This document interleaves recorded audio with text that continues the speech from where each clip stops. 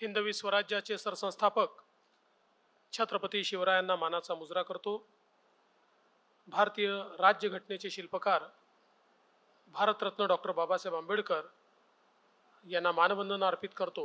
आज पोलीस विभागाच्या विविध वास्तूंच्या उद्घाटन भूमिपूजन प्रसंगी या ठिकाणी उपस्थित असलेले केंद्रीय नागरिक उड्डयन राज्यमंत्री श्री मुरलीधर मोहोळजी, खासदार मेधाताई कुलकर्णी, सन्माननीय आमदार राम शिंदेजी, भीमराव तापकीरजी, सिद्धार्थ शिरोळेजी, सुनील टिंगरेजी, उमाताई खापरे, अमितजी गोरखे, योगेशजी टिळेकर,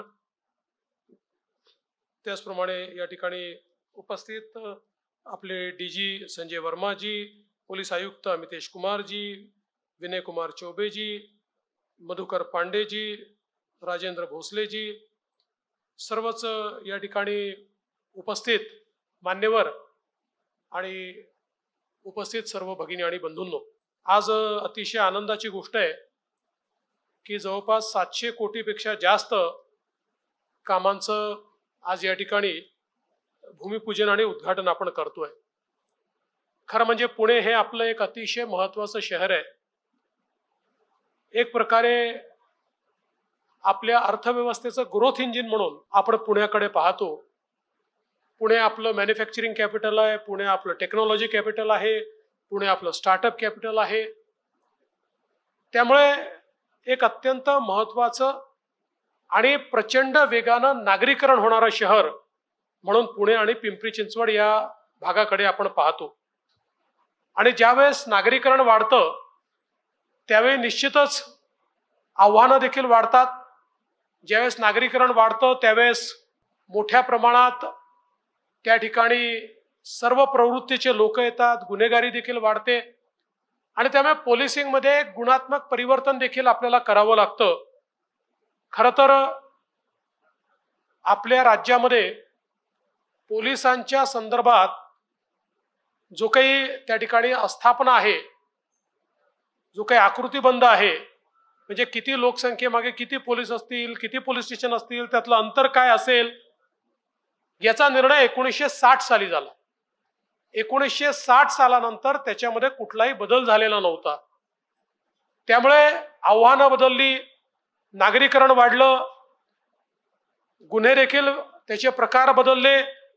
डिजिटल जगतामध्ये आज आपल्याला सायबर गुन्हेगारी मोठ्या प्रमाणात पाहायला मिळते, टेक्नॉलॉजी असिस्टेड गुन्हेगारी आपल्याला पाहायला मिळते आणि म्हणून या सगळ्या गोष्टीचा विचार करून एक नवीन आकृतीबंध तयार करणं हे गरजेचं होतं आणि म्हणून हे काम आपण हातामध्ये घेतलं। आणि मला सांगताना आनंद वाटतो की या ठिकाणी जवळपास 63 वर्षानंतर आपण 2023 साठी पोलीस विभागाचा नवीन आकृतीबंध तयार केला आणि त्या माध्यमातून महाराष्ट्राच्या लोकसंख्येला अनुरूप किती पोलीस स्टेशन असले पाहिजे, 2 पोलीस स्टेशनमध्ये किती अंतर असलं पाहिजे, एका पोलीस स्टेशनमध्ये कुठल्या कुठल्या प्रकारचे अधिकारी आणि कर्मचारी असले पाहिजे, अशा सगळ्या गोष्टीचे निकष आपण त्या ठिकाणी तयार केले आणि त्या निकषानुरूप आपण पुढची कारवाई या ठिकाणी सुरू केलेली आहे। खरं म्हणजे आपल्या राज्यामध्ये जी काही नवीन पोलीस स्टेशन्स आहेत याच्यावर एक अघोषित बंदी होती। आपण नवीन पोलीस स्टेशन तयारच करत नव्हतो।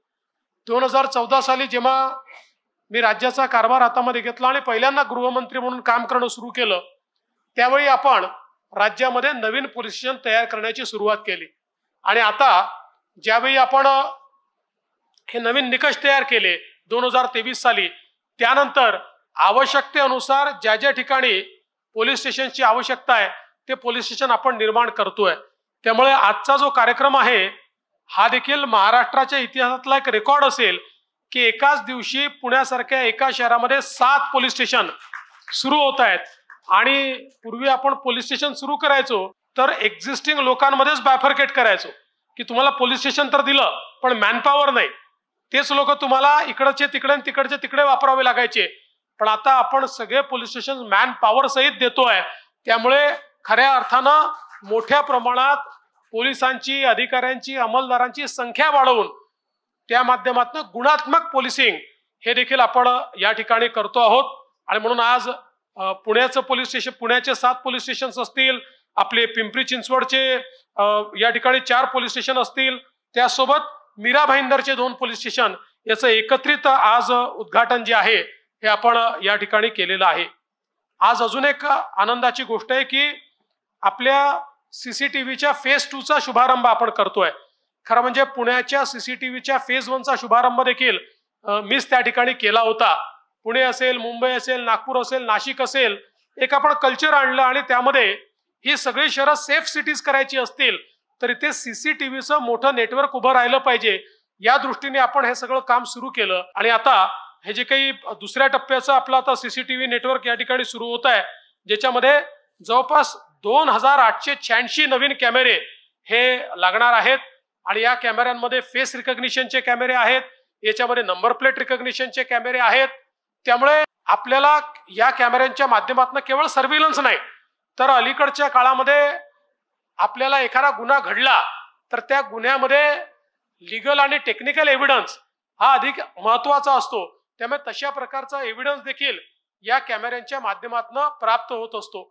आजच सकाळी आपण महाराष्ट्राचं एक सायबर हेडक्वार्टर सुरू केलं आणि आज मला सांगताना आनंद वाटतो की सायबर सिक्युरिटीमध्ये आता देशामध्ये सर्वात अत्याधुनिक अशा प्रकारचं सायबर सेंटर हे महाराष्ट्राकडे आहे.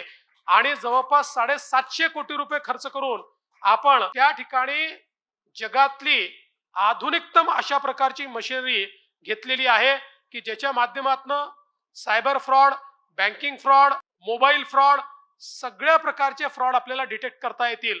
आपण या सेंटरमध्ये असा प्लॅटफॉर्म तयार केला आहे की ज्या प्लॅटफॉर्मवर सगळ्या बँका, सगळ्या NBFCs, सगळ्या सोशल मीडिया प्लॅटफॉर्म्स सगळ्यांचं इंटिग्रेशन केलेलं आहे.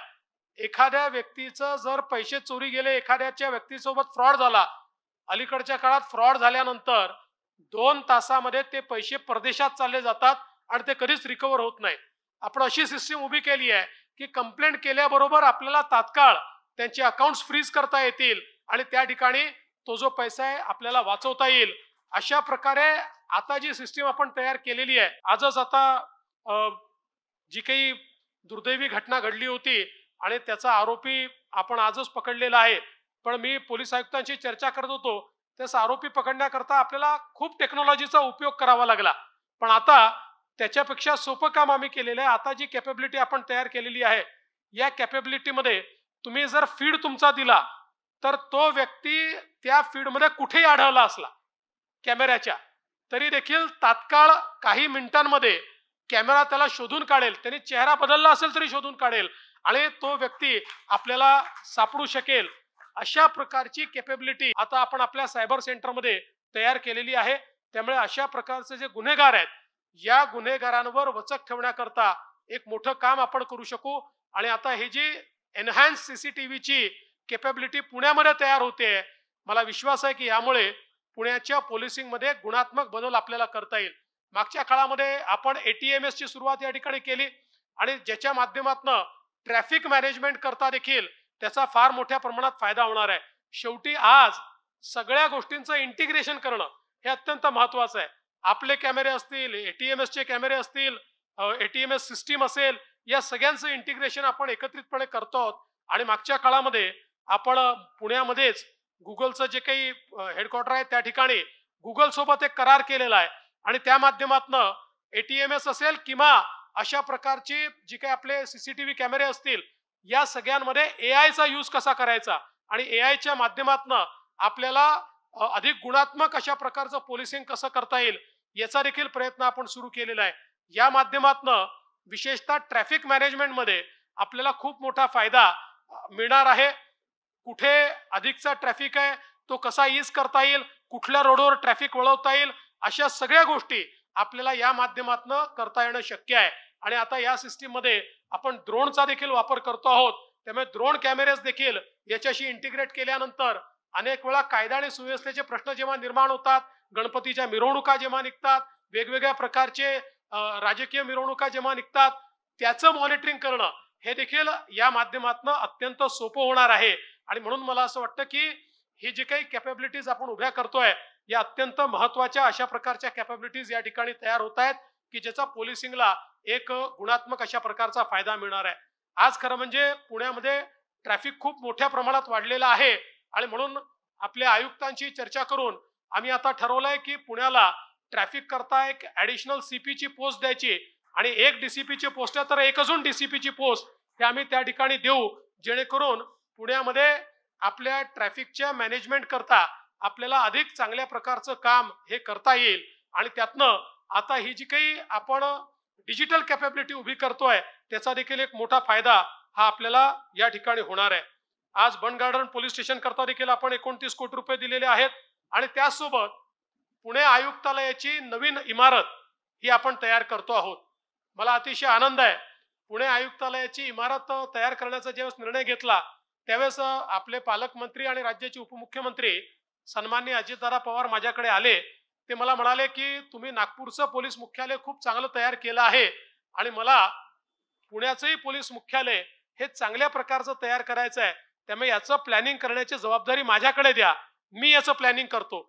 आपण मगाशी जो व्हिडिओमध्ये अतिशय सुंदर अशा प्रकारचं त्याचं जे संकल्पचित्र बघितलं ते सन्माननीय अजितदादांनी स्वतः बसून तयार करून घेतलेलं आहे आणि म्हणून अजितदादांचं देखील मी मनापासून अभिनंदन करतो, कारण या सगळ्या गोष्टींमध्ये मला असं वाटतं की एक एस्थेटिक सेन्स त्यांना आहे, त्यामुळे एखादी चांगली इमारत कशी तयार करायची याच्याकडे त्यांचा कल असतो आणि म्हणून हे जे काही त्याचं प्लॅनिंग आहे हे प्लॅनिंग स्वतः अजितदादांनी लक्ष घालून त्या ठिकाणी तयार करून घेतलंय आणि हे मुख्यालय देखील आपण सुरू करतो आहोत, कारण पुण्यासारख्या एवढ्या मोठ्या शहरामध्ये पुण्याचं पोलीस मुख्यालय देखील तेवढंच एफिशियंट असलं पाहिजे, तेवढ्याच सोयी सुविधांनी सज्ज असलं पाहिजे अशा प्रकारचा आपला प्रयत्न आहे आणि म्हणून त्याचे देखील आपण आज या ठिकाणी भूमिपूजन केलंय। त्याचप्रमाणे पिंपरी चिंचवडमध्ये देखील पोलीस मुख्यालयाकरता जमिनीची आवश्यकता होती, त्याचं अतिशय सुंदर प्लॅनिंग तर केलं होतं। आपण जर व्हिडिओ बघितला असेल तर आता पिंपरी चिंचवडला जे पोलीस मुख्यालय होणार आहे ते या ठिकाणी अमितेशजी पुण्याला देखील बीट करणार आहे, म्हणजे सगळ्यात चांगलं नागपूरला झालं, आता नागपूरपेक्षा चांगलं पुण्याला होत आहे आणि पुण्यापेक्षा चांगलं आता पिंपरी चिंचवडला होणार आहे। पिंपरी चिंचवडचं आयुक्तालयाची बिल्डिंग ही कदाचित देशातली सर्वात आधुनिक अशा प्रकारची बिल्डिंग असणार आहे आणि म्हणूनच मागे लागून काल त्याकरता 50 एकर जागा ताथवडेमध्ये आपण त्या ठिकाणी उपलब्ध करून दिली। उद्या त्याचा GR आम्ही तुम्हाला देऊ, 2 दिवसात त्याचं भूमिपूजन करू, लगेच आपण त्याचं काम सुरू करू। पुण्याच्या बरोबरीने पिंपरी चिंचवडचंही भूमिपूजन इमारतीचं निर्माण हा आपल्याला निश्चितपणे करायचा आहे, ज्या माध्यमातून आपली जी शहरं आहेत, जी एक प्रकारचं ग्रोथ इंजिन आहे, ही शहरं आपल्याला गुणात्मक दृष्ट्या त्या ठिकाणी पुढे नेता येतील। आज आपल्या ज्या काही सायबर फॉरेन्सिक लॅब्स आहेत त्या फॉरेन्सिक लॅब्सचं देखील आपण पूर्णपणे संगणकीकरण केलेलं आहे। विशेषतः याच्या माध्यमातून आपल्याला माहिती आहे की आता देशामध्ये 3 नवीन कायदे आले आहेत। आपला IPC होता, CRPC होता, याच्याऐवजी आता नवीन कायदे आपण आणले आहेत। इंडियन एव्हिडन्स ॲक्टच्या ऐवजी देखील नवीन कायदे आणले आहेत। या नवीन कायद्याने एकीकडे न्यायदानाची प्रक्रिया सोपी केली आहे, सुलभ केली आहे, गतिमान केली आहे आणि त्याचवेळी पोलिसांवर सर्वाधिक त्या ठिकाणी जबाबदारी टाकली आहे की पूर्वीच्या काळामध्ये आपल्याला माहिती आहे की आपले ह्युमन एव्हिडन्स जे होते ते होस्टाईल होऊन जायचे, म्हणजे पोलिसांसमोर ते बयान द्यायचे आणि कोर्टात जाऊन ते त्या ठिकाणी आपलं बयान पलटवून टाकायचे आणि त्यामुळे कन्व्हिक्शनचा रेट हा कमी होत होता। आपण 2014 नंतर निर्णय केला की जेवढं जास्तीत जास्त टेक्निकल एव्हिडन्स आपल्याला तयार करता येईल तेवढा जो टेक्निकल एव्हिडन्स असतो, डिजिटल एव्हिडन्स असतो, फॉरेन्सिक एव्हिडन्स असतो, हा एव्हिडन्स कधी खोटं बोलत नाही, तो कधी होस्टाईल होऊ शकत नाही आणि म्हणून आपण प्रयत्न करून त्या संदर्भात काही फॉरेन्सिक कॅपॅबिलिटीज तयार केल्या, प्रत्येक जिल्ह्यामध्ये फॉरेन्सिक लॅब आपण तयार केली।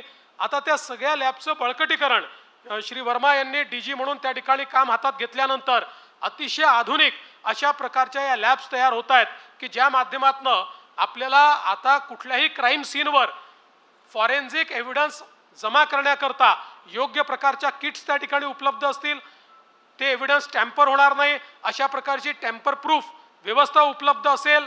नाहीतर पूर्वीच्या काळी आम्ही ऐकायचो की ज्या चाकूनी मारलं त्याच्यावर माणसाच्या रक्ताच्या ऐवजी गध्याचं रक्त आलं, घोड्याचं रक्त आलं, त्यामुळे तो आरोपी सुटला। आता असं काही करता येणार नाही, अतिशय टॅम्पर प्रूफ अशा प्रकारची ही सगळी व्यवस्था आपण त्या ठिकाणी उपस्थित केलेली आहे आणि याचं कंप्लीट रेकॉर्ड आपण तयार करतोय। त्याचं एक प्रकारे ब्लॉकचेन पद्धतीने हा एव्हिडन्स कसा ठेवता येईल याचं संगणकीकरण आपण केलेलं आहे। आपल्याला माहिती आहे की अनेक ठिकाणी वर्षानुवर्ष मुद्देमाल पडलेला असतो, तो सोडून जातो, पण तो लोकांना परत मिळत नाही। आता मुद्देमाल तात्काळ कसा मिळेल, आलेला मुद्देमाल हा ब्लॉकचेन पद्धतीत आपण कसा ठेवू, त्याचा कम्प्युटराइज रेकॉर्ड कसा राहील आणि तो लगेच लोकांना कसा परत मिळेल, अशा प्रकारची व्यवस्था देखील आपण केलेली आहे। त्यामुळे या सगळ्या व्यवस्था ज्या आहेत, या व्यवस्था करून पोलीस दलाला एक आधुनिकीकरण पोलीस दलाचं करण्याचं काम आपण केलं आहे।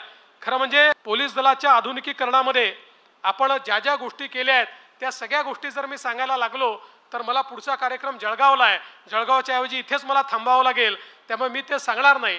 पण एवढंच सांगतो की एक गुणात्मक परिवर्तन पोलिसिंगमध्ये आपण केलेलं आहे की ज्याच्यामुळे येत्या काळात जी काही आपली आव्हानं आहेत, ही आव्हानं आपल्याला निश्चितपणे त्या ठिकाणी पार पाडता येतील। मला हे देखील सांगताना आनंद वाटतो की मी एक असा गृहमंत्री आहे की ज्याच्या काळामध्ये 40,000 लोकांची पोलिसांमध्ये भरती झालेली आहे। हा देखील एक रेकॉर्ड आहे। त्यामुळे पोलिसांना लोकच द्यायचे नाहीत आणि सांगायचं की तुम्ही पोलिसिंग करा, हे देखील शक्य नाही आहे। त्यामुळे माझ्या पहिल्या टेन्युअरमध्ये आणि आताच्या टेन्युअरमध्ये सर्वात जास्त आपण पोलिसांची भरती केली, सगळी पदं त्या ठिकाणी आपण भरतो आहोत आणि त्या माध्यमातून कुठेही पोलिसांची कमतरता राहणार नाही असा प्रयत्न आपण त्या ठिकाणी सुरू केलेला आहे। आज पिंपरी चिंचवडच्या अंतर्गत देखील आपण 2 पोलीस स्टेशनची सुरुवात केली आहे।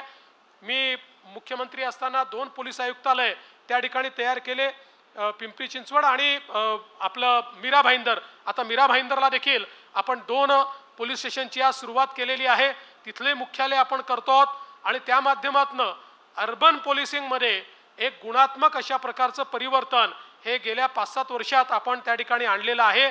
आणि मला विश्वास आहे, शेवटी मी नेहमी एक गोष्ट सांगतो, गुन्हे हे सातत्याने कुठलाही समाज असेल, वर्षानुवर्षाचा इतिहास आपण बघितला तरी गुन्हे आपल्याला घडताना दिसतात, कारण समाजात जोपर्यंत गुन्हेगारी प्रवृत्ती आहे तोपर्यंत गुन्हे घडतील, पण त्या गुन्ह्यांची उकल होते का, त्या गुन्हेगारांना शिक्षा मिळते का, हे खऱ्या अर्थानं मला असं वाटतं महत्त्वाचं आहे। आणि कुठल्याही पोलिसिंगचं ज्यावेळेस आपण मूल्यमापन करतो त्यावेळी किती गुन्हेगारांना आपण शिक्षा देऊ शकलो, किती गुन्हेगारांना आपण पकडू शकलो, किती गुन्ह्यांची आपण उकल करू शकलो आणि त्यासोबत लोकांना त्या ठिकाणी सेफ वाटतं का, सेफ्टी परसेप्शन काय आहे, याच्या आधारावर मूल्यमापन करणं हे अधिक गरजेचं आहे। आज आपण पाहतो मोठ्या प्रमाणात पॉक्सोच्या केसेस आपल्याला पाहायला मिळतात, मोठ्या प्रमाणात महिलांच्या विरुद्ध गुन्हेगारी आपल्याला पाहायला मिळते, मोठ्या प्रमाणात ड्रग्सच्या संदर्भातले रॅकेट्स बाहेर येताना आपल्याला दिसत आहेत। हे आपल्याला चिंताजनक असलं तरी देखील आपल्याला जर हे आपण दाबून ठेवलं, हे आपण बाहेर येऊ दिलं नाही, आपण त्याच्यावर पडदा टाकला तर यातनं मोठ्या प्रमाणात भविष्यातल्या पिढ्यांसमोर अडचणी तयार होणार आहेत। आणि म्हणून मी पोलीस दलाला सांगितलेलं आहे की सगळ्यात महत्त्वाचं काही असेल तर विमेन सेफ्टी, महिलांच्या विरुद्धचे गुन्हे आणि त्यासोबत महिला आणि बालकांच्या विरुद्धचे गुन्हे आणि ड्रग्स या संदर्भात कुठलंच कॉम्प्रोमाइज करायचं नाही। ड्रग्सच्या संदर्भात तर आम्ही निर्णय घेतला आहे की ड्रग्समध्ये जर आमचे पोलीस कुठेही सहभागी आपल्याला पाहायला मिळाले तर त्यांना सस्पेंड नाही, त्यांना कायमचं नोकरीतनं बडतर्फ करण्याचा निर्णय आम्ही घेतला। आणि पुण्याच्याही केसमध्ये आपण मागच्या काळामध्ये अशा प्रकारे काही लोकांना थेट बडतर्फ केलेलं आहे। त्यामुळे मला विश्वास आहे की आज या माध्यमातनं जे काही काम चाललेलं आहे त्यातनं आपण अशा प्रकारच्या गुन्हेगारी प्रवृत्तीला आळा आणण्याचा प्रयत्न करू। मी पुन्हा एकदा पुण्याचे पोलीस आयुक्त आणि पुणे क्राईम टीमचं देखील मनापासून अभिनंदन करतो की एक महत्त्वाची जी घटना घडली होती, एक जी काही एक प्रकारे माणुसकीला काळिमा फासणारी त्याच्या आरोपीला तुम्ही अटक केली आहे, इतर 2 आरोपींचाही पत्ता जवळपास सापडतोय, त्यांनाही लवकरात लवकर अटक करा।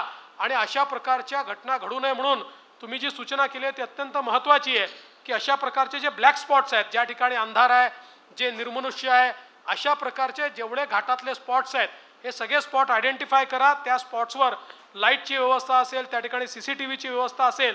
आपल्या CCTV प्रोजेक्टला ॲडिशनल जर काही पैसे लागले तर ते देखील आम्ही देऊ, पण अशा सगळ्या ब्लॅक स्पॉटवर नाईट विजन कॅमेरे आपल्याला कसे लावता येतील जेणेकरून त्या ठिकाणी अंधाराचा फायदा घेऊन अशा प्रकारचं कोणी गुन्हेगारी कृत्य करणार नाही, अशा प्रकारचा प्रयत्न आपण करावा।